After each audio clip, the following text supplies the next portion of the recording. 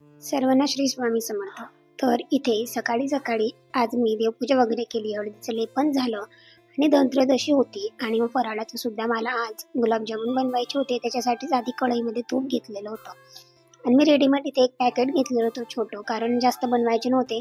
छोट्या पॅकेटमध्ये सुद्धा खूप सारे होतात म्हणून इथे एक पॅकेट घेतलं होतं. त्याचे मी छान असं थोडंसं त्याच्यामध्ये दूध टाकून मॅश असे करून असे छान गोळे बनवून घेतलेले होते गुलाबजामुनचे आणि साईडला पाक सुद्धा बनवायला ठेवलेला होता.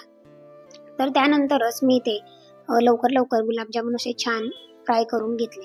व्यवस्थित असे फ्राय केले होते कारण मध्ये ते कच्चे राहायला नको म्हणून. आणि साईडला जो काही पाक होता तो सुद्धा हळूहळू होत होता आणि धनत्रयोदशी असल्यामुळे रांगोळी सुद्धा काढायची होती. कितीही काहीही केलं किंवा कितीही मॅनेजमेंटने कामं केले तरी पूर्ण दिवस मात्र सणांमध्ये बायकांचा मात्र बिझीच असतो. सकाळपासून देवपूजा झाली, स्वयंपाक झाला, सगळं काही आवरलं. केंद्रात सुद्धा गेलेली होती कारण केंद्र 10:30च्या आरतीला गेली होती. तिकडनं आली आणि नंतर लगेच असे गुलाबजामुन बनवायला घेतले. गुलाबजामुन बनवले, त्याच्यानंतर त्यांना सुद्धा पाकामध्ये टाकलं आणि नंतर मला इथे रांगोळी वगैरे सुद्धा काढायची होती.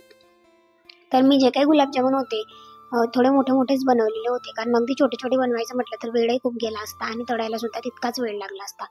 म्हणून जास्त काही छोटे नाही मोठे नाही, अगदी मध्यम आकाराचे बनवले. लवकर त्यांना असे फ्राय करून घेतले आणि फ्राय करून झाल्याच्या नंतर लगेचच काढून घेतलेले होते आणि पाकामध्ये सुद्धा त्यांना टाकलेले आहेत आणि ते किती छान दिसत होते. नंतर हे सुद्धा मी तुमच्यासोबत शेअर केलेलं आहे. सो ब्लॉग शेवटपर्यंत बघा आणि आता धनत्रयोदशीची पूजा कशा पद्धतीने केली आहे ती सुद्धा सांगते.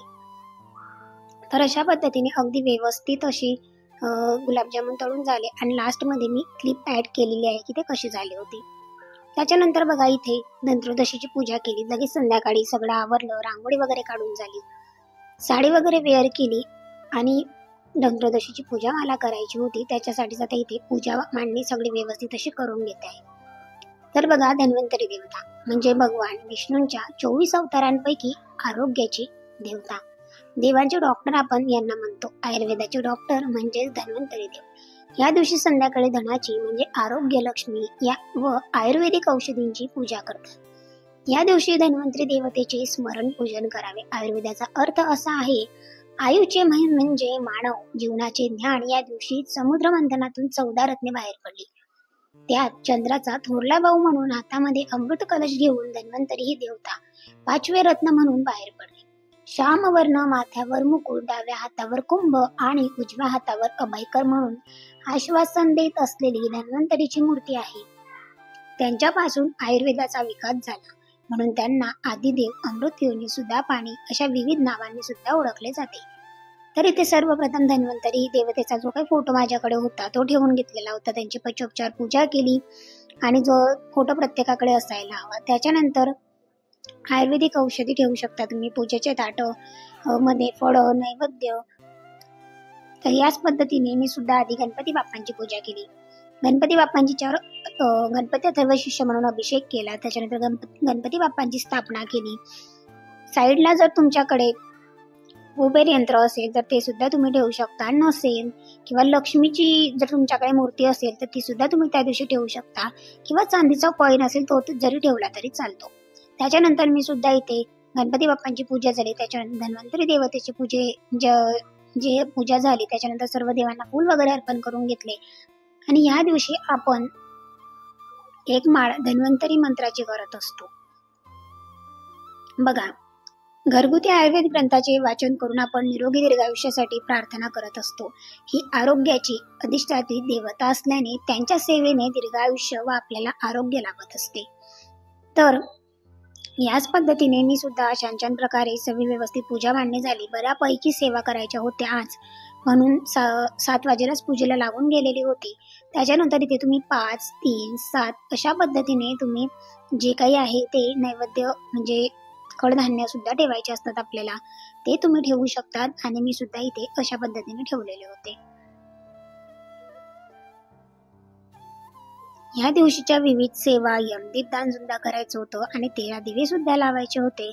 ते सुद्धा बरीचशी कामं होती आणि धन्वंतरी पूजेच्या ज्या काही सेवा होत्या त्या सुद्धा करायच्या होत्या आणि त्याच्यानंतर आपल्याला धन्वंतरी मंत्राचा सुद्धा एक माळ मंत्र जप करायचा होता आणि बाकीच्या ज्या काही सेवा होत्या त्या करायच्या होत्या. तर बघा, आपण या दिवशी धन्वंतरी देवताला आपल्या आरोग्याची, दीर्घायुष्य याची प्रार्थना करत असतो की माझ्या घरात सुख शांती समृद्धी असू दे. या दिवशी आपल्याला धन अजिबात मागायचं नसतं.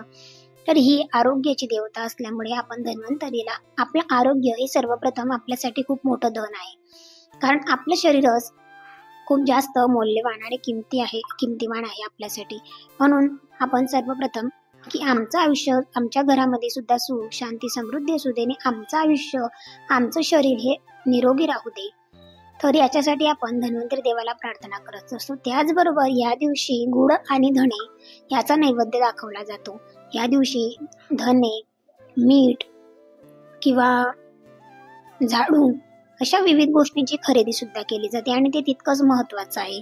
म्हणून या दिवशी मी लक्ष्मीपूजनाचा झाडू सुद्धा आधीच घेऊन आलेली होती, पण या दिवशी आम्ही धणे खरेदी करून आणलेले होते. आणि 2 रुपयाची का वस्तू होईना, तुम्ही 10 रुपयाचे सुद्धा धणे खरेदी करू शकतात, पण ते तितकेच महत्वाचे आहे. कारण ह्या दिवसाचं महत्व खूप जास्त आहे. दिवाळीमध्ये या 6 दिवसांपैकी 6 दिवसांचं महत्व तितकंच महत्वाचं आहे आणि छान आहे. बघा, आपल्या नित्यसेवेच्या ग्रंथामध्ये धन्वंतरी मंत्राचा जप दिलेला होता. तर तो मंत्राची मी एक माळ करून घेतलेली होती. ओम नमो भगवते वासुदेवाय धन्वंतरये अमृत कलश हस्ताय सर्वमया विनाशाय त्रैलोक्यनाथाय महाविष्णवे स्वाहा.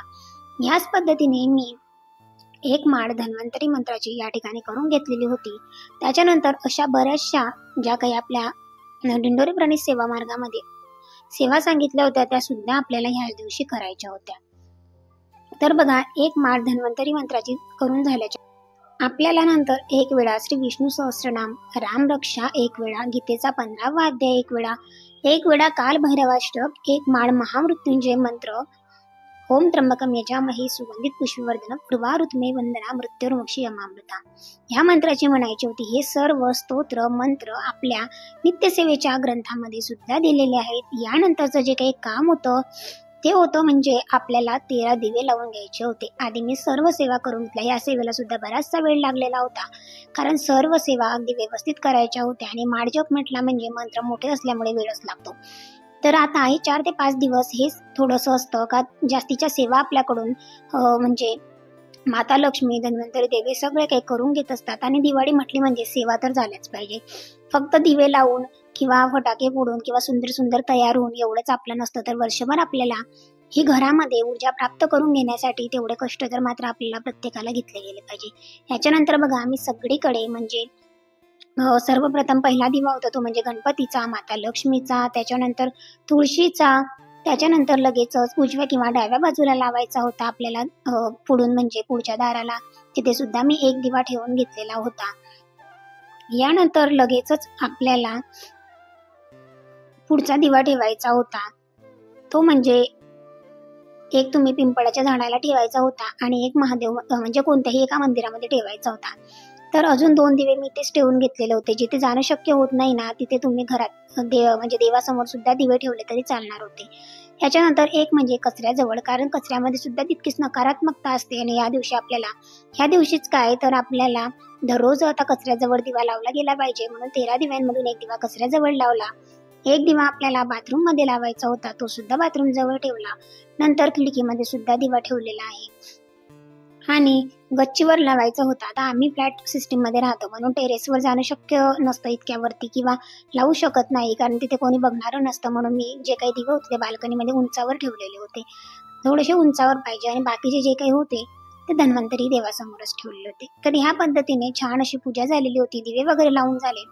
आणि पुढचं होतं ते म्हणजे या दिवशी आपल्याला यमदीपदान करायचं असतं. तर बघा, सायंकाळी कणकेचा एक दिवा मोठा चिमूटभर त्यामध्ये आपण हळद टाकत असतो. मीठ अजिबात घालायचं नसतं किंवा तुम्ही मातीची पंती सुद्धा घेऊ शकता. त्यात तेल टाकून वाट टाकून घराच्या बाहेर दक्षिणेला दिव्यांची ज्योत करून दक्षिणेला आपण लावत असतो व दक्षिण दिशेला तोंड करून हात जोडून यमराजाचा मंत्र आपण म्हणत असतो, त्याला नमस्कार करत असतो. कुटुंबामध्ये कोणालाही अकाल मृत्यू, अपघाती, आजाराने मृत्यू होऊ नये किंवा आपल्यावर कोणतंही संकट येऊ नये यासाठी हा दिवस खूप जास्त महत्वाचा असतो आणि प्रत्येकाला आता याची गरज आहे, कारण आता कलियुग सुरू आहे. म्हणून प्रत्येकाने हे बऱ्यापैकी महिलांनी केलंच असेल. तर इथे सुद्धा आम्ही छान असा मंत्र म्हणून नमस्कार केला. आऊ सुद्धा घरी होते म्हणून आऊने सुद्धा छान मंत्र वगैरे म्हटला, पूजा केली आणि नमस्कार झाला. आणि बघा, गुलाबजामुन सुद्धा इतके सुंदर झालेले होते. का बस अगदी छान असे पाकात सुद्धा ते भिजलेले होते. नंतर अगदी साधी आणि सिंपल छोटीशी रांगोळी काढलेली होती. रांगोळी काढण्याचा मला खूप जास्त आवड आहे, पण जे मागच्या वर्षाचे कलर आहेत ना तेच इथे संपवते आहे आणि जागा सुद्धा कमी असल्यामुळे अगदी छोट्या छोट्या रांगोळ्या आम्ही दररोज काढत आहे. तर या पद्धतीने छान अशी पूजा झाली. जी काही धन्वंतरीच्या सेवा होत्या त्या सुद्धा झाल्या. धनत्रयोदशीच्या 13 दिवे सुद्धा लावून झाले. 13 दिवे लावल्यानंतर घर मात्र छान आणि अगदी उजेडात दिसत होतं, कारण दीपावलीची हीच तर शोभा असते ना. तर अशा पद्धतीने सर्व काही लावून झालं. त्याच्यानंतर बघा इथे देवघर सुद्धा तितकं छान दिसत होतं. आजे लटकन वगैरे आजूबाजूचे लावून घेतलेले होते सकाळीच. आणि आता दिवाळीचं म्हणजे माझं देवघर दररोज छान दिसत असतं आणि हेच माझं एक स्वप्न होतं. ते महाराजांनी खूप लवकर पूर्ण करून घेतलं का असं छानसं देवघर माझ्याही घरात असावं. तर अशा पद्धतीने सेवा केल्या. बाकीच्या ज्या काही नंतर सेवा होत्या कमळगट्ट्याच्या त्या सुद्धा नंतर करायच्या होत्या. तर अशा पद्धतीने छान छान फोटोज क्लिक केले, कारण अहो असले ना काही तर होतच आणि साडी घातली म्हटल्यावर फोटो तर काढावाच लागतो. तर ब्लॉग कसा वाटला नक्की सांगा. ब्लॉग आवडला असेल तर एक लाईक नक्की करा. तुम्ही जर चॅनलला नवीन असाल तर चॅनलला सबस्क्राईब करा, जेणेकरून अशा छान छान माहितीसोबत तुम्हाला डेली ब्लॉग्स बघायला मिळतील. सर्वांना श्री स्वामी समर्थ. आजच्यासाठी एवढंच. पुन्हा भेटेल अशाच एका छानशा व्हिडिओमध्ये. धन्यवाद.